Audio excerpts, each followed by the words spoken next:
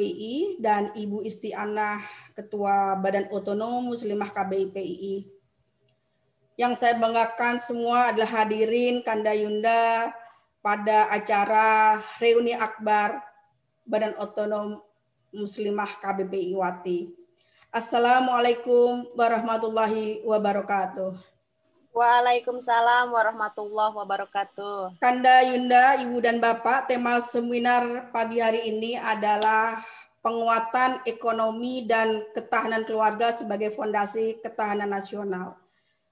Tema ini sejalan dengan kondisi saat ini, di mana pada saat-saat sulit karena pandemi COVID, keterpurukan ekonomi yang berdampak pada persoalan dalam keluarga. Oleh karena itu, kita akan mendengarkan paparan dari narasumber yang ahli di bidangnya. Yang pertama akan disampaikan oleh Ibu Femi. Sebelumnya saya akan mau memberikan pantun kepada Ibu Femi. Anak kecil bermain kasti, wajah tampak berseri-seri. Selamat datang Ibu Deputi, Ibu Femi Kartika Putri. Saya akan membacakan biografi singkat beliau.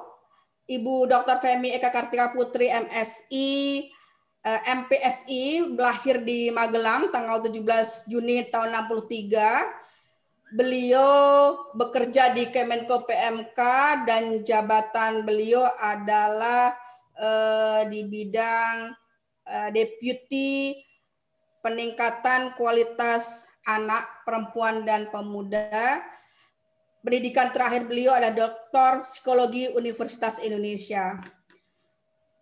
Tanpa mengurangi rasa hormat, saya persilahkan kepada Ibu Femi untuk menyampaikan paparannya tidak lebih dari 15 menit. Silahkan Ibu Femi.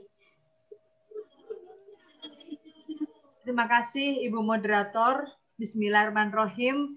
Assalamualaikum warahmatullahi wabarakatuh. Selamat pagi dan salam sejahtera untuk kita semua.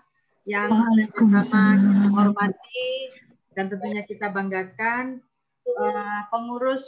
Ketua Umum Pengurus Pusat Keluarga Besar Pelajar Islam Indonesia, sahabat keluarga kami Pak Nasrullah. Tadi saya kaget kita bisa ketemu di sini. Alhamdulillah sudah lama juga nggak ketemu tatap muka dengan beliau. Kayaknya masih muda saja kalau Pak Nasrullah ini. Iya Bu, 17 tahun plus Bu. Iya, plus.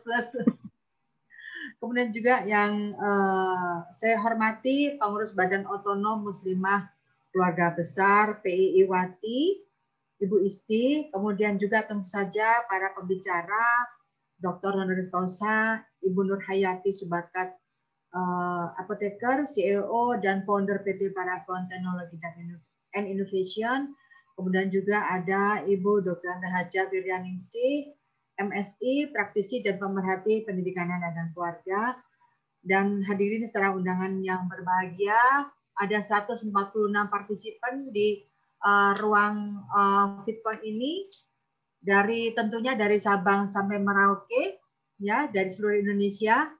Puji dan syukur marilah kita panjatkan hadirat Allah Subhanahu wa taala karena atas rahmat dan karunia-Nya pada hari ini atas izinnya kita dapat menghadiri acara reuni akbar dan seminar nasional yang diselenggarakan oleh Pengurus Pusat Keluarga Besar Pelajar Islam Indonesia Wati dalam keadaan sehat walafiat. Di sini rupanya banyak ibu-ibu, oleh karena itu saya walaupun hari ibu sudah berlalu kemarin, tapi saya tetap mengucapkan selamat Hari Ibu karena setiap hari adalah hari perjuangan ibu, jadi tidak ada hari tanpa ibu, tidak ada hari tanpa perjuangan ibu. Dan kita tentu harus semangat karena hari ini ibu-ibu dari PII Wati menghimpun seluruh kekuatan di seluruh tanah air untuk penguatan ekonomi dan ketahanan keluarga. Masya Allah, subhanallah, keren banget ya. Oleh karena itu kami sangat memberikan apresiasi kepada keluarga besar PII Wati khususnya ya, karena menyelenggarakan seminar-seminar yang tentunya akan bermanfaat bagi seluruh pengurus maupun anggota PII Wati ini. Saya secara pribadi terkesan dengan tadi Mars PII ya. Mars PII itu adalah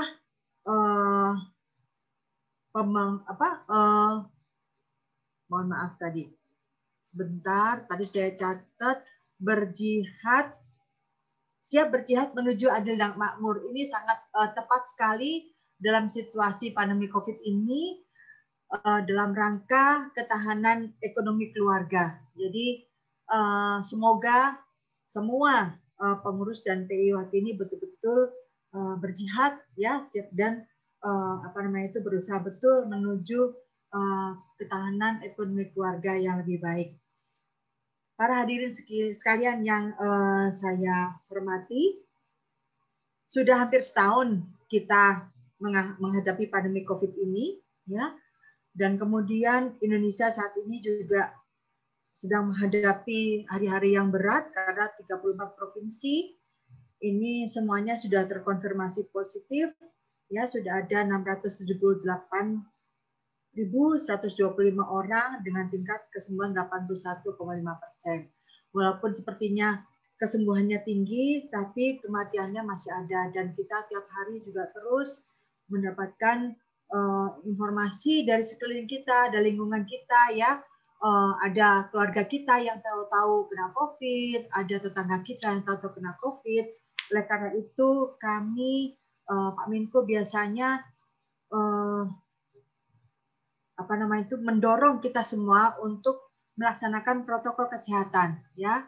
Kita harus memakai masker setiap hari, kemudian mencuci tangan, kemudian menjaga jarak dengan yang lain, walaupun itu juga dengan keluarga, karena klaster keluarga ini juga sangat berbahaya, ya, bukan sangat, ya, berbahaya, dan juga hari-hari ini memang lebih banyak informasi terkait kasus-kasus positif yang berasal dari keluarga. Ibu-ibu sekalian yang saya cintai, yang saya hormati, dampak pandemi COVID ini luar biasa sekali, ya, khususnya terhadap kehidupan keluarga. Kesehatan masyarakat terganggu, kita mesti hati-hati kalau ketemu orang, ketemu tetangga kita, ya, kemudian juga kehidupan sosial juga nggak bisa berjalan seperti biasanya, kita tidak bisa arisan, nggak bisa ketemu di majelis taklim, dan pertemuan-pertemuan yang lainnya yang biasanya kita lakukan, ya. Dan kemudian juga anak-anak dan keluarga juga banyak di rumah. Ini kadang-kadang juga bisa menimbulkan masalah, ya, karena anak-anak setiap hari juga, kecuali hari libur, mereka juga harus tetap menjalankan kegiatan pembelajarannya, dan ibu-ibu pastinya repot juga, ya, ketika anak minta dibimbing oleh orang tua, ya. Kadang-kadang kita sudah nggak bisa lagi mengikuti, ya kan, waktu kita belajar di sekolah sudah lama kita tinggalkan. Nah, tiba-tiba anak-anak kita minta kita semua untuk membantu mereka, ya, mengerjakan tugas-tugas, ya, dan sebagainya. Mulai dari PAUD sampai dengan pendidikan menengah, ya. Ini yang keadaan yang tidak kita duga sebelumnya. Dan juga ketahanan ekonomi ini menjadi rentan, ya, karena ketika suami-suami banyak yang di PHK, maka suami-suami banyak yang di rumah.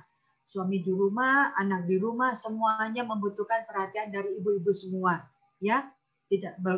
Belum lagi ibu-ibu ini harus istilahnya berjihad, ya, mempertahankan perahu di dalam keluarga agar perahu tersebut tidak tenggelam, ya, karena kalau ekonomi kita sudah terganggu, nah ini perahunya harus jaga betul nih supaya tidak tenggelam, ya.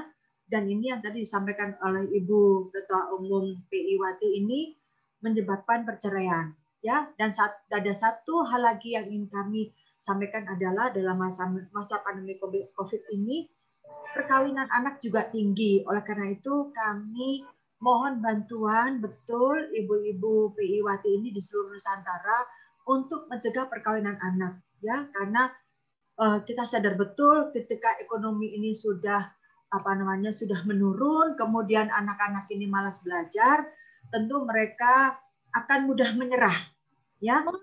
Dengan putus sekolah daripada ibu dan bapak nggak bisa membelikan HP daripada ibu dan bapak nggak bisa memberikan kuota internet. Jadi mereka ini rentan sekali. Oleh karena itu ketahanan di keluarga ini betul-betul kami titipkan kepada ibu-ibu semua, ya, berjihad untuk keluarga supaya perahunya tidak oleng, supaya perahunya ini tidak tenggelam, supaya tidak terjadi perceraian di dalam keluarga, ya. Jadi keluarga yang sakinah, mawaddah warahmah tadi betul-betul harus dipertahankan oleh kita semua, oleh ibu-ibu, karena ibu-ibu inilah yang memegang kendali di dalam rumah, ya, menyelamatkan keluarga. Nah, ibu-ibu sekalian, tadi kami sudah mendengarkan bahwa sudah banyak yang dilakukan oleh PI Wati, khususnya ibu-ibu ini, ya, karena sudah banyak yang melakukan kegiatan, ya, untuk menghidupkan ekonomi keluarga, mempertahankan ekonomi keluarga. Ada yang bisnis online, kemudian online maupun offline dan sebagainya, ya. Tentunya juga banyak ibu-ibu yang punya kreativitas, karena terus terang di lingkungan saya, di RT saya maupun di RW saya ini banyak betul ibu-ibu yang punya kreasi. Ada yang menolong temannya berjualan tanaman, ada yang menolong temannya berjualan makanan, menolong temannya berjualan mukena. Banyak sekali dan itu hebat banget, ya.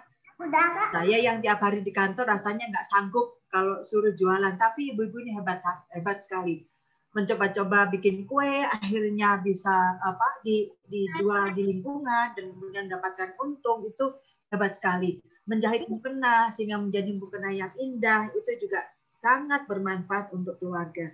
Ya, oleh karena itu meskipun pandemi ini masih berlangsung dan kita tidak tahu kapan pandemi ini akan berakhir, tapi kami mengharapkan ibu-ibu ini semakin tangguh, ya, semakin tangguh, karena ibu-ibu sekalian, ya,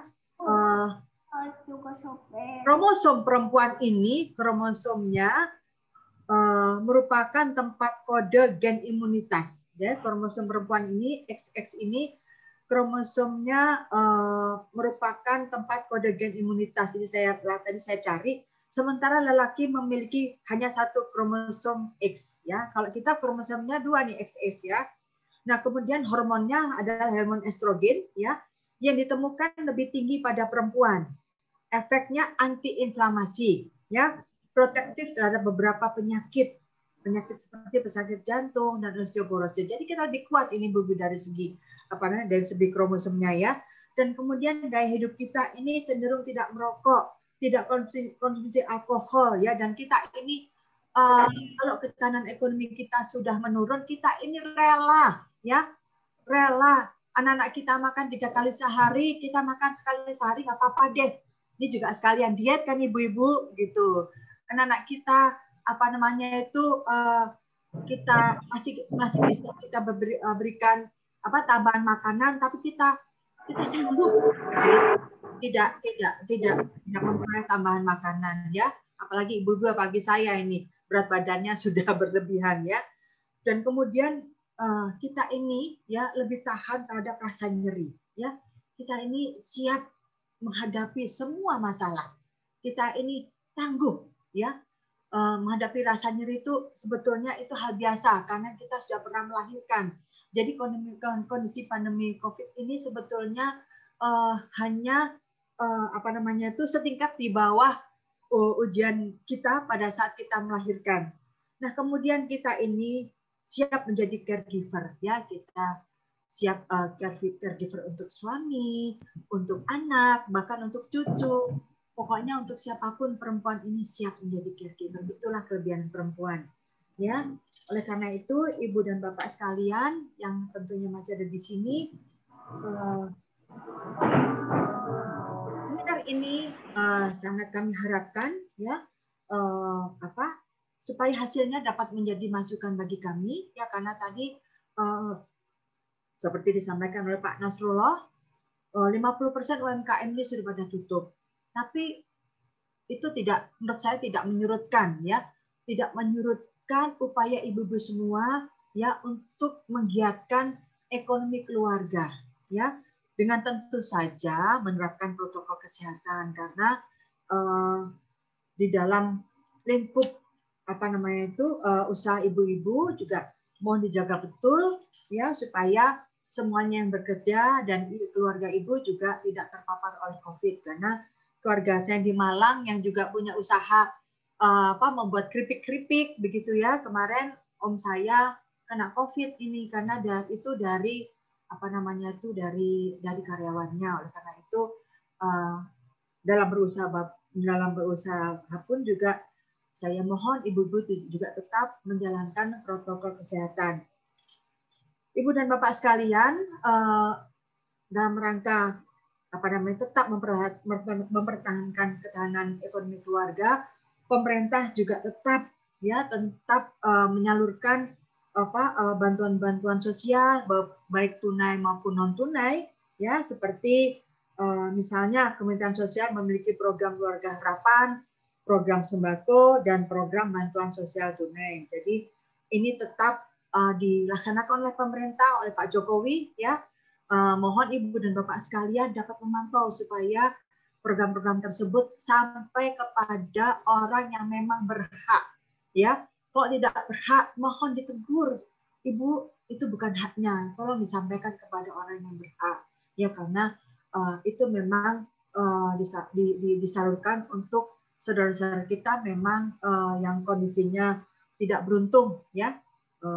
Kondisinya memang membutuhkan bantuan. Nah, bansos tunai Kemensos, bantuan Presiden, dan BLT dana desa sebagai bansos non reguler menjangkau 17, juta keluarga di Indonesia, ya. Kemudian sedangkan bansos reguler seperti PKH sudah menjangkau 10 juta keluarga penerima manfaat dan kartu sembako mencapai 20 juta keluarga penerima manfaat. Kemudian bansos reguler mencakup 37% keluarga di Indonesia. Dengan asumsi jika tidak terjadi duplikasi bansos di lapangan, berbagai bansos reguler dan non reguler dapat menjangkau hampir 50% keluarga di Indonesia. Ya. Dan kemudian Kementerian Kesehatan juga memiliki program kelas ibu untuk generasi sehat dan diseminasi media kesehatan keluarga pasca pandemi. Kemudian juga Kementerian di bawah koordinasi kami, Kementerian Pemberdayaan Perempuan dan Perlindungan Anak memiliki program Gerakan Bersama Jaga Keluarga Kita. Mudah-mudahan ini sampai kepada kita semua ya. Dan Kemendikbud sendiri juga memiliki program tayangan belajar dari rumah dan gerakan gotong royong berdaya hadapi corona. Jadi Ibu dan Bapak sekalian ya, mohon sekali-sekali juga ngecek website dari Kemendikbud ya supaya Ibu dan Bapak bisa membantu anak-anak belajar di rumah karena semuanya sudah ada di website Kemendikbud tersebut. Nah, ini ada data juga berkaitan dengan program perlindungan sosial per 20 Desember yang lalu ya. Program sembako telah sampai kepada 93,4 ya kepada keluarga penerima manfaat. Kemudian untuk program PKH juga 100% sudah tersalur kepada keluarga penerima manfaat. Program Bansos Tunai tahap 9 juga sudah tersalur 97,50% ke keluarga penerima manfaat dan bantuan subsidi listrik telah tersalur 100% per November 2020 kepada 35,47 juta penerima manfaat tersebut. Jadi sudah banyak yang dilakukan oleh pemerintah ya, sudah banyak yang dilakukan oleh Bapak Jokowi untuk meningkatkan ketahanan ekonomi, meningkatkan ketahanan keluarga kita. Ibu dan Bapak sekalian, mohon maaf waktunya sudah lewat Ibu. Sudah lewat ya, oleh karena itu nggak masalah. Nanti kapan-kapan kita bisa silaturahmi lagi. Saya mengharapkan kita terus bersilaturahmi, bersinergi ya. Intinya bahwa kami Bapak Menko PMK sangat menyambut baik dan mendukung acara ini sebagai sarana silaturahmi dan silatul fikri keluarga besar pelajar Islam Indonesia untuk turut berkontribusi dalam menyelesaikan permasalahan bangsa menghadapi pandemi COVID-19 ini. Pada kesempatan ini, Bapak Menko PMK mengajak seluruh keluarga besar pelajar Islam Indonesia untuk bersama-sama bahu-membahu dan bergotong royong dalam memecahkan persoalan yang dihadapi bangsa Indonesia ini ya, dengan mempertahankan ekonomi keluarga. Nah, sekali lagi Ibu dan Bapak sekalian, khususnya ibu-ibu keluarga besar PI Wati, kami mengucapkan selamat untuk melaksanakan reuni dan melaksanakan seminar ini. Semoga seminar ini bermanfaat bagi bangsa Indonesia umumnya dan bagi PI Wati khususnya. Demikian, wabillahi taufik wal hidayah. Wassalamualaikum warahmatullahi wabarakatuh. Waalaikumsalam warahmatullahi wabarakatuh. Terima kasih Ibu Femi. KPPI khususnya Badan Otonom Muslimah siap bekerja sama dan bermitra dengan bidang Ibu. Mudah-mudahan kami ada kesempatan untuk beraudiensi dengan Ibu dan jajarannya sehingga selanjutnya kami bisa bermitra untuk program kemajuan bangsa dan negara. Ya, terima kasih kami Ibu. Tunggu, ya. Kami tunggu. Terima kasih. Terima kasih banyak Ibu. Bapak Ibu hadirin, selanjutnya kita akan mendengarkan paparan dari Ibu hebat kita pada pagi hari ini, yaitu Ibu Nurhayati Subakat. Ibu Nurhayati, saya ada pantun buat Ibu. Uang kertas jangan dilipat, jika rusak tidak berharga. Selamat datang Bu Nurhayati Subakat pada webinar ketahanan keluarga.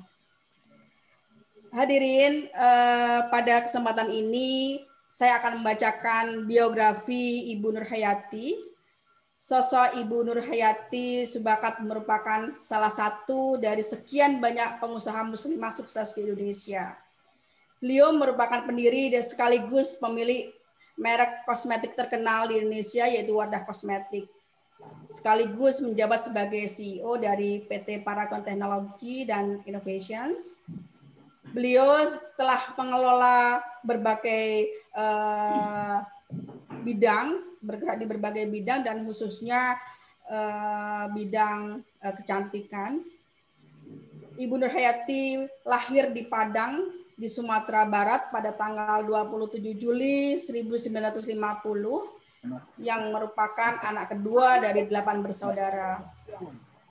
Kalau kita lihat wajah beliau nampaknya 20 tahun lebih muda Ibu. Jadi kami tidak menyangka kalau lahir Ibu tahun 1950. Ibu Nurhayati juga melanjutkan pendidikannya di Pondok Pesantren Diniyah Putri hingga perguruan tinggi. Beliau terkenal dengan kesederhanaannya dan juga kecerdasannya sehingga kita tahu beliau sempat mengenyam pendidikan yang sangat bereputasi di Indonesia yaitu Institut Teknologi Bandung dalam jurusan bidang farmasi. Tanpa mengurangi rasa hormat Ibu, saya persilakan Ibu untuk memaparkan materi tidak lebih dari 15 menit. Silahkan Ibu. Bismillahirrahmanirrahim. Assalamualaikum warahmatullahi wabarakatuh. Waalaikumsalam warahmatullahi wabarakatuh. Pantunnya yang luar biasa ya. Jadi untuk terima kasih banyak kepada panitia yang sudah mengundang pada kami pada hari ini dan tentu juga kepada pengurus KBPI serta ibu-ibu KBPI semua.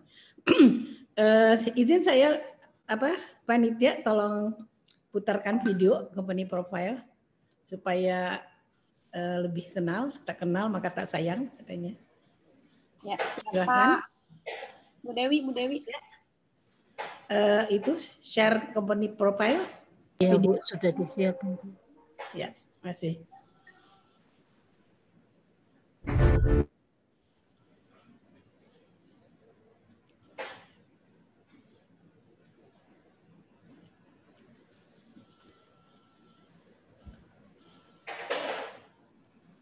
Apa ada kendala atau kalau kendala langsung ke materi saja? Bisa, sebentar.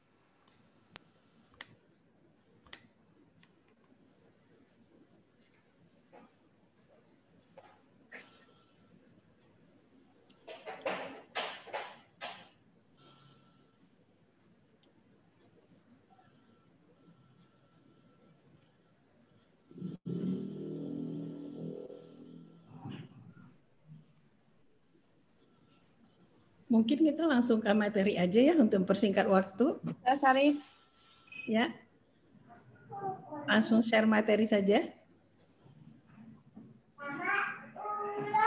Ya, mungkin ada masalah jaringan ya. Oh, ini bisa.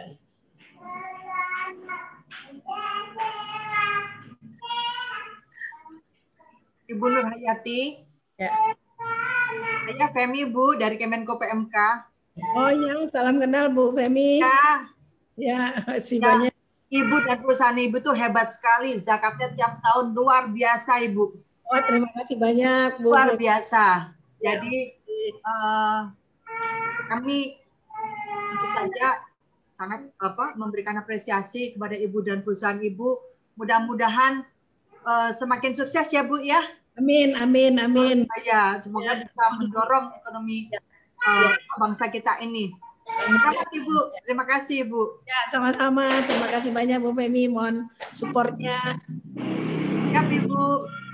Ya, amin. Terima kasih banyak. Ini suaranya nggak kedengaran ya, videonya ya. Tuh, suaranya Mas Arif dibuka. Halo Mas Arif.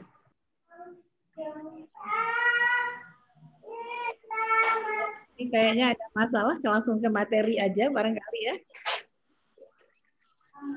Bu, kalau nggak didengar, sebentar Bu. Mas Arifnya bisa dibuka mic-nya. Ini masih apa namanya dari Teheta? Oke. Ya, kita langsung ke materi aja kali untuk persingkat waktu ya. Oh, oke. Ya. Baru lagi nyoba. Oke. Baik, di sini saya akan berbagi pengalaman ya, bagaimana membangun usaha mulai dari kecil. Alhamdulillah sekarang sudah nomor 1 di Indonesia. Slide berikutnya. Lanjut saja slide berikutnya. Nah, dalam perjalanan ini kami menemukan 5 value dari yang harus kita inikan dari Paragon, yaitu adalah ketuhanan, kepedulian, kerendahan hati, ketangguhan, dan inovasi. Ya, slide berikutnya. Slide berikutnya. Jadi kalau ketuhanan, saya kira sudah mau tahu ya, kita keberadaan Tuhan Yang Maha Esa, bekerja dengan sungguh-sungguh, optimis bagian daripada ibadah.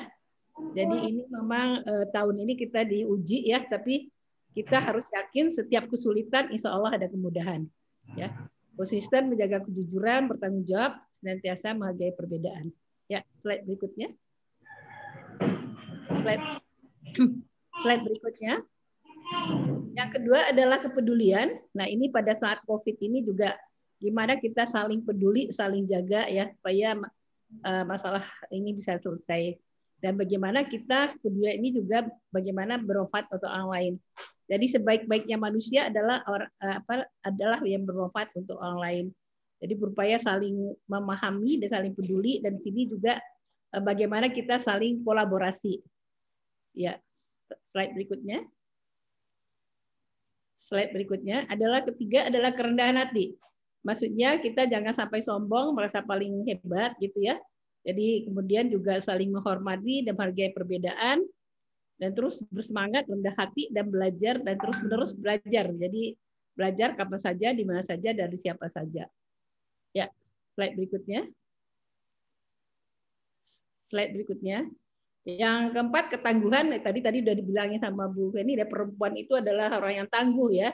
Jadi berani, sabar, pantang menyerah dalam mencapai tujuan, bertekad kuat, disiplin, ulet, menjalankan proses hingga tuntas, penuh semangat, dan mudah-mudahan ini bisa kita lepas dari masalah ini. Ya, lanjut. Slide berikutnya. Yang kelima adalah inovasi. Ya, jadi saya kira juga perempuan memang tadi sudah diceritakan juga orang yang ada aja jalan keluar ya. Jadi visioner, kreatif dalam menciptakan terobosan, berpikiran terbuka ya, mengalih keragaman dan antisipasi gesit dalam responsif belajar perubahan. Ya, slide berikutnya. Lanjut. Nah, 5 nilai ini yang membantu Paragon insya Allah menjadi perusahaan yang bermanfaat, bertumbuh, dan berkelanjutan dengan kebermaknaan dalam setiap prosesnya. Next slide. Slide berikutnya. Nah, di sini saya akan cerita sedikit bagaimana pengalaman 35 tahun yang lalu dengan berawal dengan home industry, industri rumah tangga dengan 2 orang karyawan. Itu pun adalah asisten rumah tangga. Sekarang alhamdulillah kami sudah punya lebih dari atas 10.000 karyawan di seluruh Indonesia dan punya pabrik 20 hektar, termasuk industri lokal kosmetik yang terbesar saat ini di Indonesia. Dan sudah punya 41 distribution center sekarang. Salah satunya adalah di Malaysia, dan alhamdulillah pun di Malaysia kami sudah nomor 3. Slide berikutnya.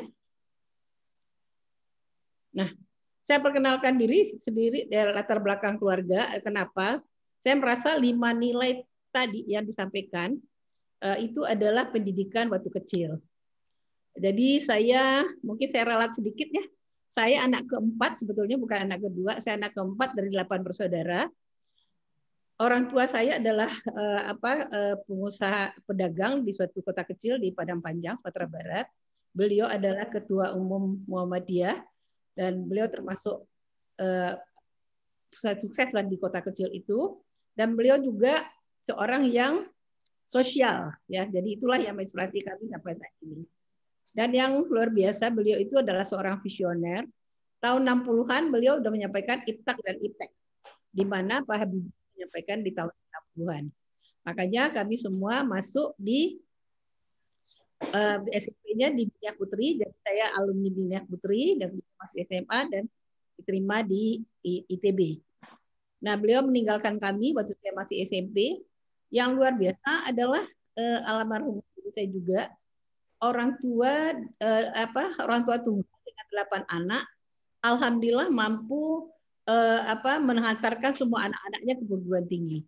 Kami dari 8 bersaudara, 6 orang alhamdulillah adalah alumni ITB.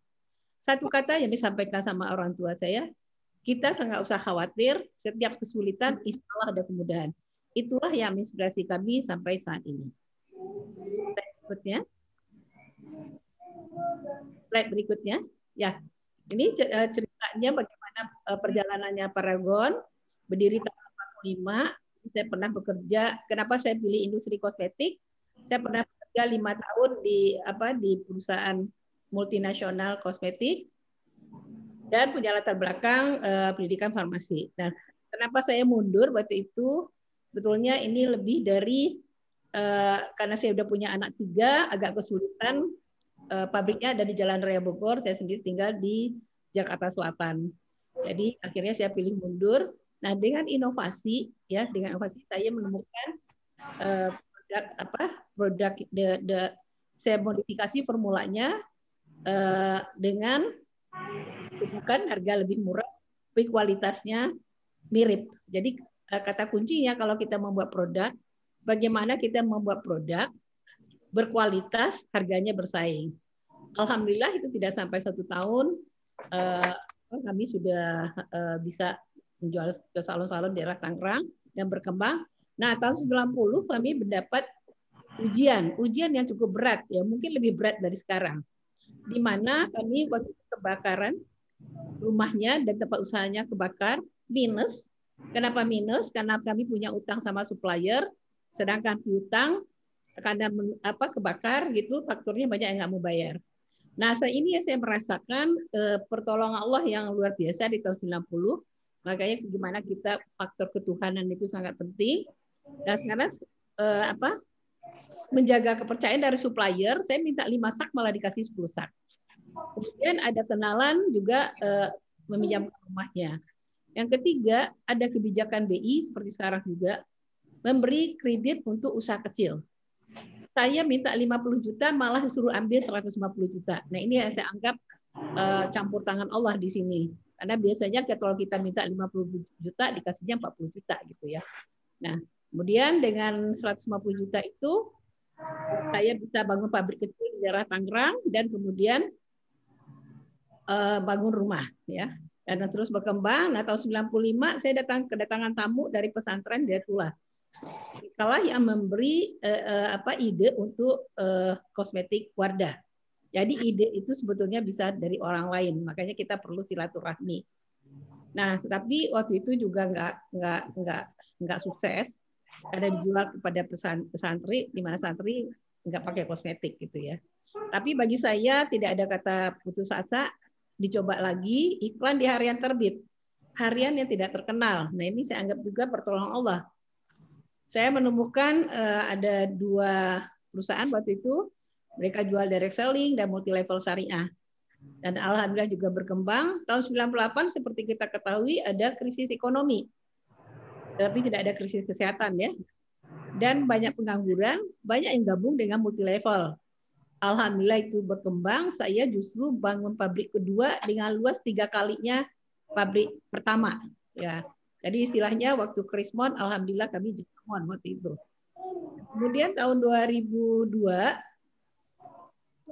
anak pertama lulus gabung, 2003 juga anak kedua juga gabung, dan kami bersama-sama mengembangkan perusahaan. 2004 sempat pun juga, 2005 bukan lagi. Jadi dalam perjalanan ini kita lihat ya, adalah kata kuncinya bagaimana kita ikhtiar terus sehingga banyak kemudahan dari Allah. Mungkin saya sedikit juga kenapa saya bangkit lagi waktu kebakaran itu, yang karena saya pikirkan adalah karyawan dan utang ya. Itulah yang menyebabkan kita bisa bangkit kembali ya. Nah kemudian tahun 2009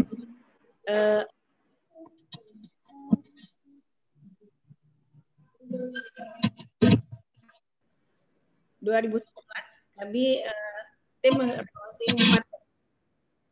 Ini suara saya kedengaran nggak ya, Pak Mantul? 2009 kami launching wadah, diperbaiki lebih bagus. Nah seperti kita ketahui 2009 hijaber booming. Satu-satunya kosmetik yang menjawab kebutuhan hijaber adalah wadah. Nah ini jadi momentumnya pas. Nah saya anggap tidak ada kejadian tanpa seizin Allah. Jadi ini ada pertolongan Allah yang sekian kalinya pada kami. Sehingga terjadi loncatan dan kami sudah bisa iklan. Kemudian 2010 tim mengeluarkan lagi makeover. Nah, kemudian itu juga cukup disambut untuk produk-produk yang suka produk luar. 2011 kami ganti nama dari PT Pusaka Tadi Sibu menjadi PT Paragon Technology Innovation. Nah, supaya lebih bisa mengglobal. 2014 tim mengeluarkan lagi Emina. Ini produk untuk remaja dan alhamdulillah ini juga disambut baik. Dan 2017 keluarkan lagi shampoo. Ini memang masih suaranya masih kurang sukses ya. 2018 tim mengeluarkan lagi Insta Perfect untuk yang premium dekoratif. 2019 Kristalur yang untuk skincare. Nah, 2020 walaupun di tengah pandemi, tim masih mengeluarkan lagi launching produk KAF 2 bulan yang lalu adalah produk untuk pria. Jadi kalau kita lihat kata kuncinya di sini bagaimana kita berinovasi ya dan mengembangkan terus mengeluarkan produk terus. Ya, lanjut. Slide berikutnya. Dan kemudian karena perusahaan sudah terlalu besar, kami sudah banyak pro hire yang gabung di sini. Mereka ber-20-an tahun kerja di multinasional sehingga terbentuklah kolaborasi antara anak muda dan pro hire sehingga menghasilkan Paragon bergaya corporate startup. Jadi istilahnya perusahaan berkembang cepat seperti startup dan tetap profesional. Jadi ini kata kuncinya adalah kolaborasi dan inovasi. Ya, lanjut. Slide berikutnya. Nah, ini brand-brand yang dikerjakan. Jadi di sini udah bergabung yang anak-anak muda yang adalah kerja keras ya, yang penuh inovasi. Ya, lanjut. Nah, ini yang prestasinya lagi di tahun 2014 Euromonitor mencapaikan di suatu seminar di Paris kalau Wardah adalah global fastest growing brand nomor 6 di dunia. Ini pertama kali brand lokal masuk di sini. Dan alhamdulillah sekarang bersama anak muda Wardah terus berkembang, sudah menjadi market leader dan pernah dibahas di Harvard Business Review. Ya, lanjut. Nah, kami sekarang sudah menjadi nomor 1 di make up ya. udah melewati semua brand-brand lokal dan brand-brand multinasional yang ada di Indonesia. Dan moisturizer juga udah nomor 1. PR-nya memang masih di cleanser masih nomor 3.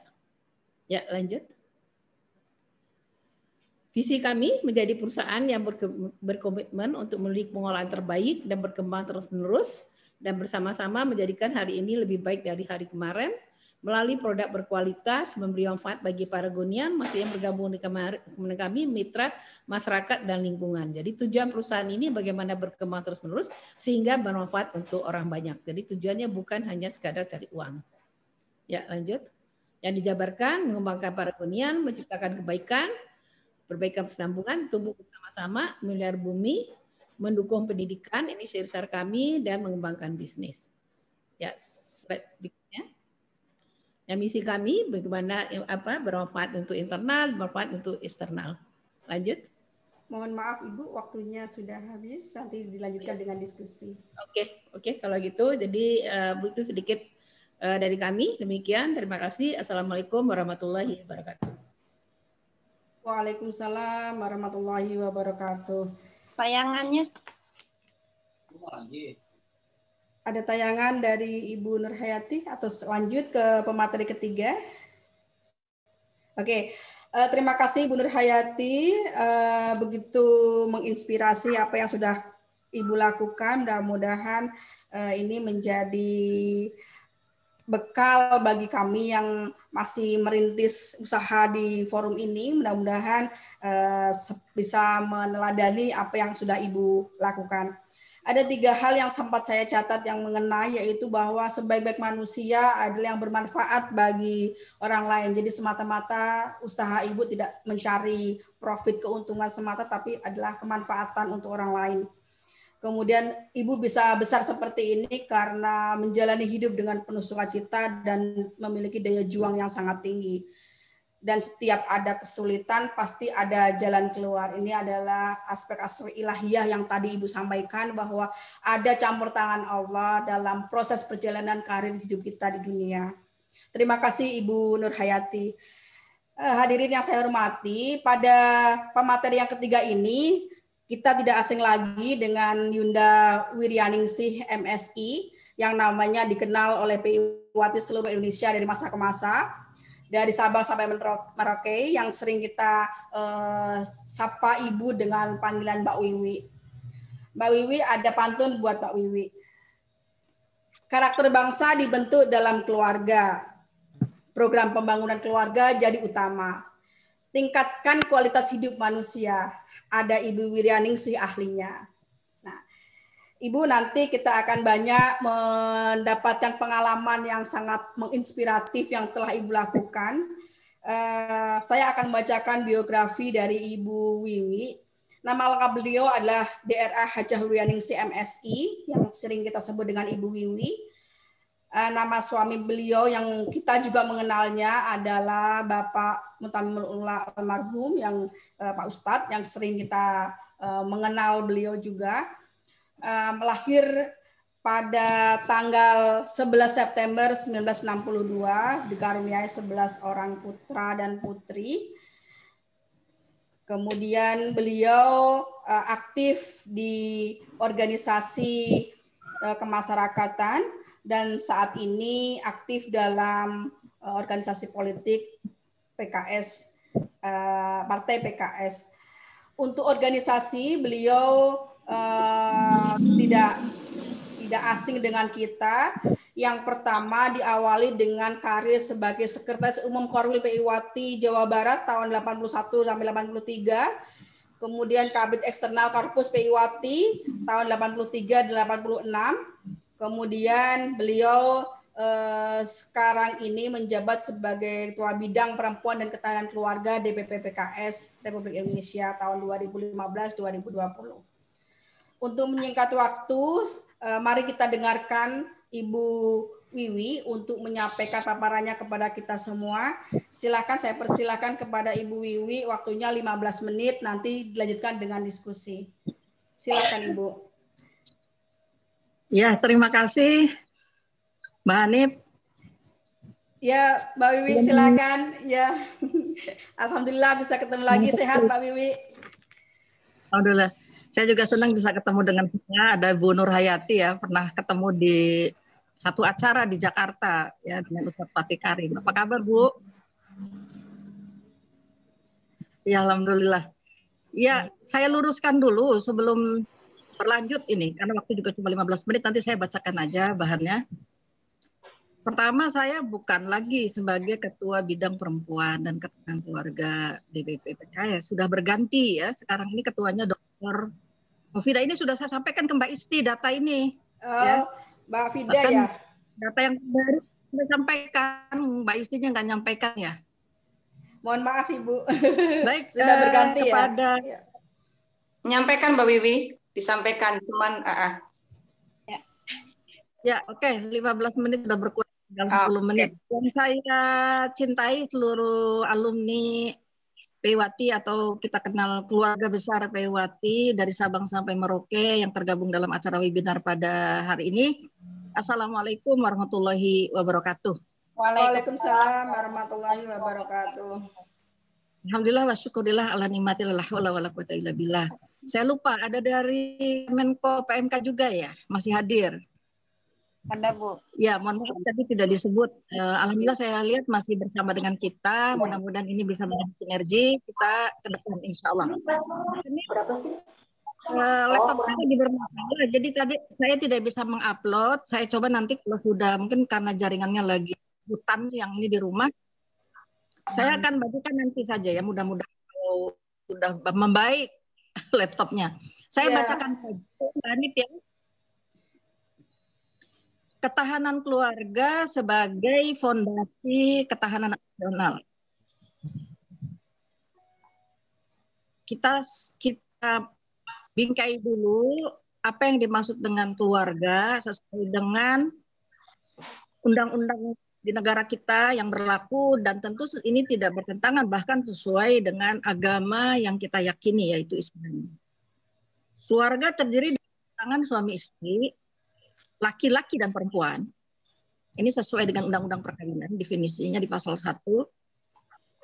Terdiri dari pasangan suami istri, laki-laki dan perempuan yang diikat oleh perkawinan yang sah. Menurut agama dan aturan negara. Ini suara saya katakan hilang ya? Jelas Ibu. Mbak Nip? Jelas Bu, ya jelas. Jelas. Bu, tapi yang naik turun tenggelam timbul. Oh, jadi nggak kedengeran juga? Dengar Bu, jelas Bu. Ya. Saya lanjut ya. Terdiri dari pasangan suami istri, laki-laki dan perempuan yang diikat oleh perkawinan yang sah menurut agama dan aturan negara, serta anak-anak dan seluruh anggota keluarga dan karib kerabat. Ya. Jadi membangun keluarga adalah tahapan penting sebelum terbentuknya tatanan masyarakat dan negara. Menurut Undang-Undang Nomor 52 Tahun 2009, keluarga adalah unit terkecil dalam masyarakat yang terdiri dari suami istri atau suami istri dan anaknya, atau ayah dan anaknya, atau ibu dan anaknya. Menurut Undang-Undang Nomor 52 Tahun 2009 tentang kependudukan ya. Apa tujuan membina keluarga? Terbentuknya keluarga teladan yang memiliki komitmen terhadap nilai dan prinsip agama, dan tentu juga aturan negara, serta mampu berkontribusi terhadap umat, bangsa, dan negara. Bagaimana mewujudkan ketahanan keluarga? Tentu definisi ketahanan keluarga kita semua sudah mengetahui gambarannya dari pengembangan ya, kondisi dinamis di mana seluruh komponen keluarga mampu bertahan dalam segala situasi ya. Bagaimana mewujudkan ketahanan keluarga? Satu, melaksanakan peran sebagai suami istri. Jadi di sini kalau dalam pandangan Islam itu mendahulukan melaksanakan kewajiban daripada menuntut hak. Ya. So, kalau setiap pasangan, setiap orang menunaikan kewajiban, maka orang lain mendapatkan haknya. Misalnya kalau kita mau cari salah satu contoh dalam penghambaan kita kepada Tuhan, misalnya kepada Allah itu iyyaka na'budu wa iyyaka nasta'in. Kita diminta menyembah Allah, maka kita akan mendapatkan pertolongan dari Allah. Kita berkewajiban membela negara, maka kewajiban negara adalah menjaga dan melindungi rakyatnya, gitu.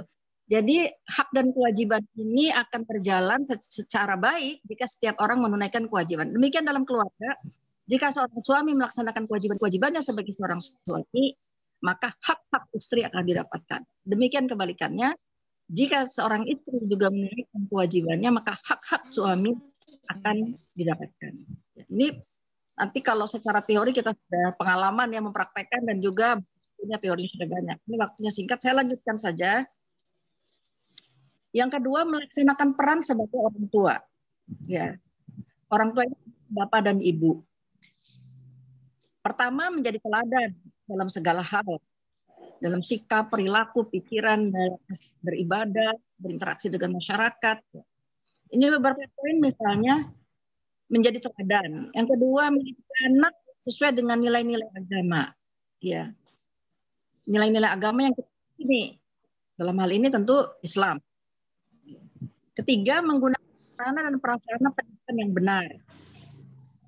Jadi jangan sampai kita mau mendidik anak soleh dan anak baik, tapi disekolahkannya dididik dengan cara-cara yang tidak soleh. Ini tentu bertentangan, ya, antara tujuan, cara, dan niat. Padahal kalau kita ingin mencapai sesuatu yang ideal, yang sudah kita rumuskan bersama dalam keluarga, cara-caranya pun harus sesuai dengan apa yang mau kita capai. Kalau dalam Islam itu namanya ahsanu amalah, perbuatan yang baik, niat, tujuannya baik, dan cara-caranya juga ya, nilai kebaikan. Yang ketiga, menggunakan sarana prasarana yang benar yang untuk berinteraksi dengan anak dan membentuk karakter sesuai dengan setiap fase pertumbuhannya.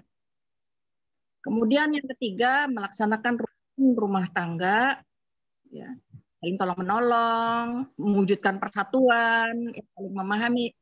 Yang keempat, menjalankan peran sosial dalam keluarga dan masyarakat. Pertama, berinteraksi dengan baik, memenuhi hak-hak tetangga. Ya, ini sesuai dengan Islam. Kita dianjurkan oleh Rasulullah itu untuk memenuhi hak tetangga kita secara jumlah 40 orang minimal, ya. Minimal jadi kita depan belakang. Ya. Kalau kita buat makanan, ya diperbanyak airnya, bagikan ke tetangga. Malah Nabi mengancam tidak aman, ya, seseorang Allah itu melaknat orang-orang yang tetangganya tidak aman karena kehadiran dirinya. Jadi sebagai seorang warga negara yang muslim, kita mengakui agama muslim itu juga harus menciptakan lingkungan yang kondusif, yang baik buat tetangga-tetangga kita. Lanjut, menjaga adab dalam setiap tindakan. Kemudian yang keempat, melatih anak melakukan sosial di masyarakat. Jadi anak-anak kita juga harus menjejakkan kakinya, ya, antara nilai-nilai yang kita tanamkan di keluarga, bagaimana dia juga peduli terhadap lingkungan sosialnya di mana dia berada, untuk melatih dan menyiapkan anak-anak kita menjadi sumber daya manusia, ya, human resources yang baik. Sebagai keluarga ini sebenarnya adalah kontributor utama dalam membangun peradaban, kontributor utama dalam penyediaan sumber daya manusia yang berkualitas buat keberlangsungan negara. Melatih anak melakukan peran sosial di seperti apa? Melalui di tengah-tengah masyarakat. Satu, membiasakan adab yang baik dan bekerja sama dengan orang lain. Nah, ini dilatih, ya, supaya anak tidak mengurung diri dari kamar saja, apalagi sekarang situasi lagi pandemi begini, ya. Nah, ini harus jangan di kamar dengan gadget, dia harus peduli juga dengan saudara-saudaranya, situasi rumah. Kedua, bersikap positif dalam berinteraksi dengan masyarakat. Ya. Terlibat dalam kegiatan RT, bakti, ya, tolong menolong dengan lingkungan. Kalau apalagi musim pandemi banyak orang susah kayak gini, ya dari keluarga kita bantu lihat tetangga ada kesusahan atau ada pertolongan. Yang kelima, memberikan perhatian besar terhadap anak perempuan. Ini Secara khusus saya menyebutkan tentang masalah ini karena perempuan itu memiliki peran strategis. Memang perempuan ini terdiri dari separuh masyarakat. Berada dalam masyarakat ini adalah, kalau kita lihat juga populasi Indonesia 268 juta kurang lebih, sekitar 136 juta ini data dari sensus terakhir ya 2019, jumlah perempuan itu sekitar 136 juta. Nah, tapi pengaruh perempuan terhadap kehidupan itu adalah besar. Nah, tidak ada manusia di dunia ini kecuali Nabi Adam tentunya yang tidak lahir dari rahim perempuan. Semua pertama kali berada di bawah asuhan seorang ibu. Sejak mulai masa kehamilan, ya, masa melahirkan, menyusui, sampai masa pengasuhan sambil menyusui 3 tahun, bahkan ketika melepaskan anak ke sekolah di usia preschool, usia TK misalnya, hubungan pengasuhan itu antara anak dengan ibunya itu masih lekat sekali. Hubungan anak dengan orang tua masih lekat sekali. Jadi kita harus memberikan perhatian besar terhadap perempuan. Karena dia kelak akan menjadi seorang istri dan seorang ibu. Ya. Pertama, menyiapkan anak perempuan sebagai generasi yang kuat. Bisa membangun keluarga yang mampu berkontribusi pada masyarakat. Kedua, memberikan hak-hak perempuan dalam bidang politik, pendidikan, ekonomi, sosial, dan lain-lain. Jadi kalau kita rujuk ke belakang, salah satu perjuangan Kartini, kalau kita lihat perkembangan pemikirannya, dia menulis pada surat-surat akhirnya itu tahun 1903, beliau menekankan kembali pentingnya memberikan pendidikan yang baik kepada perempuan karena dia akan menjadi seorang ibu yang akan membangun peradaban dimulai dari rumah. Jadi intinya jangan pisahkan perempuan dari keluarganya, gitu ya. Yang ketiga, memberikan bantuan dan dukungan dalam mewujudkan keseimbangan dalam melaksanakan berbagai peran perempuan. Perempuan itu ya, sebagai anggota masyarakat, sebagai istri, sebagai ibu, politisi, dan seterusnya. Yang keempat, diperlakukan dengan lembut dan bijak. Ya. Nah ini yang keenam, ini bahasanya tadi sudah disebutkan oleh Ibu Nur Hayati tentang ekonomi keluarga, itu bagaimana di dalam keluarga kita juga dibangun satu kondisi mampu mengatur keuangan. Ya.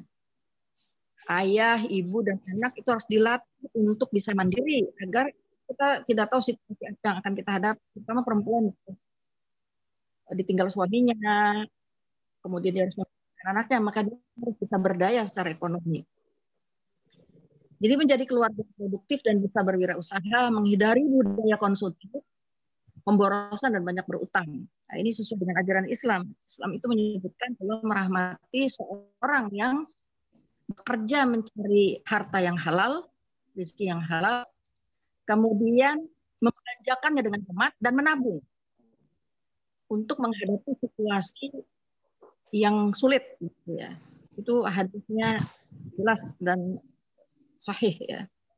Yang ketiga, cermat dalam mengelola keuangan dan mampu menjaga keseimbangannya. Keempat, saling membantu antar keluarga, belajar pada keluarga yang sukses. Kemudian yang ketujuh, melindungi keluarga dari berbagai unsur yang merusak. Ya. Baik merusak dari dalam maupun dari luar. Ya.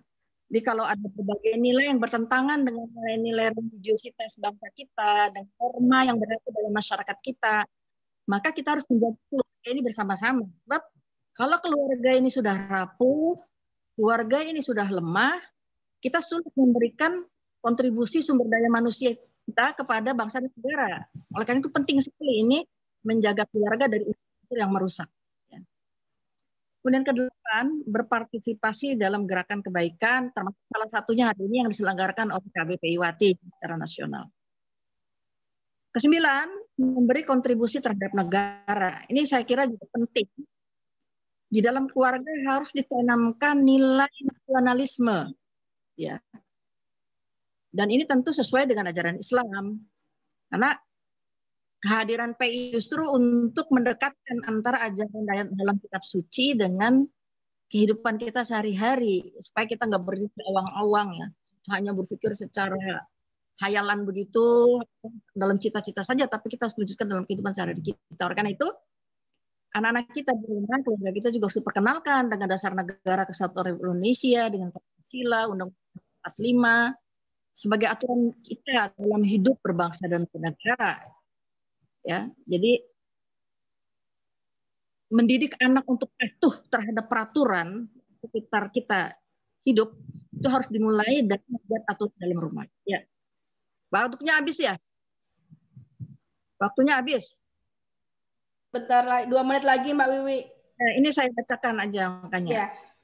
Pembangunan keluarga adalah upaya mewujudkan keluarga berkualitas yang hidup dalam lingkungan yang sehat.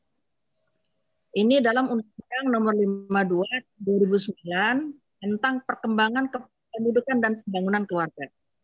Saya kira sampai di sini saja. Ini masih ada beberapa pointer, tapi saya harus takut melampaui batas. Ya, terima